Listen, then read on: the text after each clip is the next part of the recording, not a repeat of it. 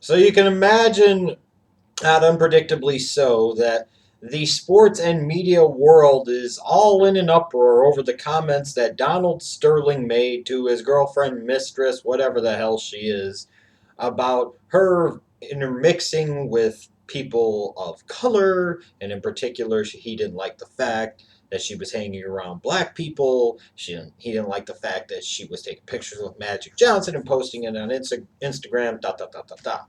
And of course, this started a big firestorm of controversy and ultimately led to the decision by Adam Silver, the new commissioner of the NBA, to fine Donald Sterling $2.5 million, ban him for life from the NBA, and I'm sure trying to work on a way to figure out how to force Donald Sterling to sell the Los Angeles Clippers. And I sit there and I'm like, we're talking about Donald Sterling here. I'm surprised it took this long. And I'm surprised it's taken people so long to realize what a scuzz bucket of a human being this guy truly is. But even with all of that said, I have to give credit where credit is due. The NBA saw what was coming, realized how bad this was, and they acted as swiftly as they possibly could. In the end, it really doesn't matter, and Donald Sterling really doesn't lose anything, but more on that in a moment.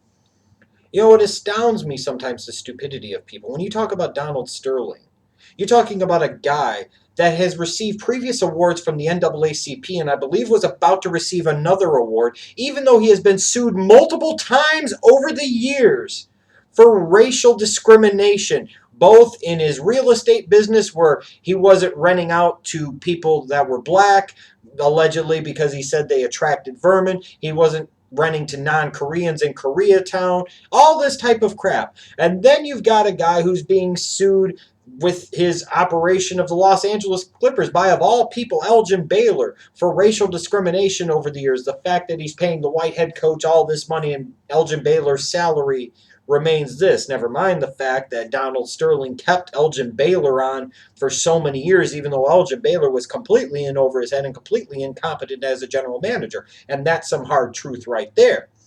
But when you look at Donald Sterling, we are talking about easily, beyond a shadow of a doubt, one of the worst owners in the history of the NBA and one of the worst owners in the history of North American professional sports.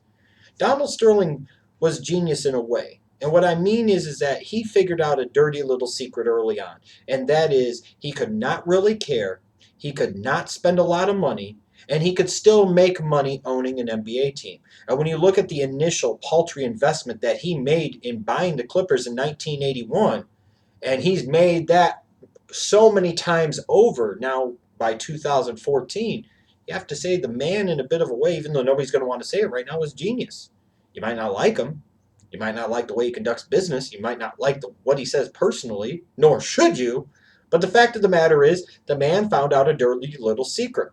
And it's also not surprising to me that at some point in time, Donald Sterling was going to do something to really make himself look like an idiot because he's been doing it for years. And he was going to eventually do something just over the top and completely ridiculous. This is the same guy, mind you, that a few years ago was heckling his own players on his own team. This is the same guy that's done so much stupid crap over the years. So many years, you draft players, 3 years later, they're gone. Draft a player, 3 years later, they're gone because Donald Sterling flat out didn't want to pay him. Now, he changed his approach a little bit, I think, as he got older and he realized that, hey, maybe if I spend a little money, I can make a lot more money. But again, we're talking about Donald Sterling here. And when you talk about the scuzz of professional sports in North America from an ownership standpoint, Donald Sterling definitely ranks at the top of the list. And there is no question that the NBA has had a long axe to grind with Donald Sterling, going back to the days where the Clippers were in San Diego and he wanted to move the team to LA and the NBA didn't approve it and he tried to do it anyways and they sued him and he sued them. This has been something that has been in the works for years. The NBA, David Stern for so many years, and now Adam Silver have been looking for a reason, have been looking for an excuse to get Donald Sterling out of town. And Donald Sterling, being the corrupt piece of crap that he truly is, and being the scuzz bucket of a human being that he truly is, has given them this golden opportunity. But as I sit here now and I see all these different celebrities that are sitting there talking about, oh, I want to own the Lakers and I want to own the Lakers, I'm like, oh my God. It took something like this for the Los Angeles Clippers to be relevant. That's shameful and a bit sad, frankly. It took something like this for people to talk about the Los Angeles Clippers. How terrible. How terrible. But you want some real truth when it comes to Donald Sterling and the NBA? Here's the real truth. Adam Silver did all the right things, said all the right things, acted very quickly, and did what he needed to do to quell this firestorm of controversy during his most important time of the season for his league, the NBA playoffs. Adam Silver did everything that he possibly could, and I applaud him for that and commend him for that, because God forbid I don't think David Stern would have even acted this quickly. Even though he would have had no problem wanting to get Donald Sterling the hell up out of his league. He's had that axe to grind with him for so many years. Well, Adam Silver got the job done. But here's the problem. For everybody saying, oh, Donald Sterling got his comeuppance and Donald Sterling got his just desserts. Yes, that's right. A billionaire worth about maybe $1.9 or $2 billion has to pay a $2.5 million fine. Whoopity-doo. He's getting banned for life from the NBA, a league that he really doesn't love that much, a team that, frankly, he looked at more as a business investment than he looked at as a sports fan or as actually wanting to run a legit top-of-the-line NBA franchise until much later in his life. And the fact that he's almost 80 fucking years old. In fact, I think he is 80 years old. How much does a lifetime ban mean to a guy who is already 80? And, oh, we're going to try and force him, perhaps, to sell the team. So he's going to make a shit ton of money based off of that very small initial investment that he made that I believe was well under $100 million back in 1981 when he bought the team. I think it was under like 20 or it was maybe like $50 or $60 million total. I might be wrong on the figure. So you're going to tell a guy who 30 plus years ago bought this inconsequential franchise for $50 or $60 million that today is valued at $575 million. He's probably going to be able to sell it for somewhere around $700 or $800 million because with all these celebrities and all these people now wanted to jump in on the Los Angeles Clippers bandwagon like this is the greatest thing that ever happened to him, Donald Sterling is going to make a shit ton of money off of this sale. What's the moral of this story? First of all, we're talking about a guy who's married, who has a freaking mistress, who is buying his mistress houses and cars. You know what? If you want to have a mistress, then don't have the wife. Get a fucking divorce. You're 80 fucking years old. What are you doing hanging around with a broad in her 30s? To the broad in her 30s hanging around with the guy that's 80. What in the fuck are you doing? Come on, get real. Obviously a gold digger to the highest degree.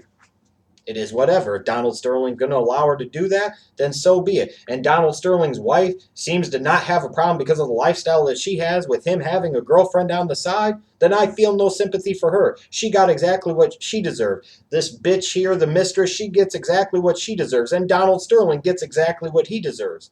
But unfortunately, just like so many things in this country in particular, the rich get richer. Like I said, a $2.5 million fine for a guy that's a billionaire. Whoopity-doo.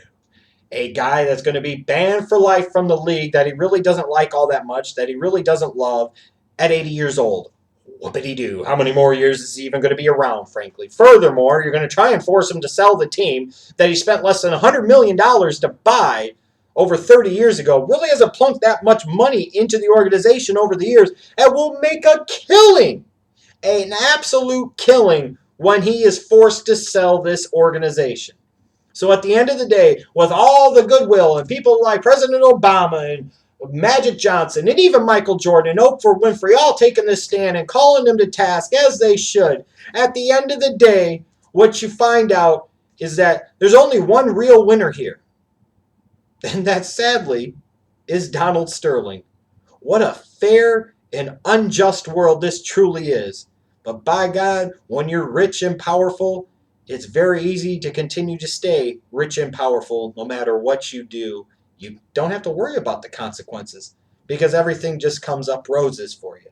And I don't care what anybody says. At the end of the day, this scuzzbucket of a man, this scuzzbucket of an owner, Donald Sterling, only wins in this scenario.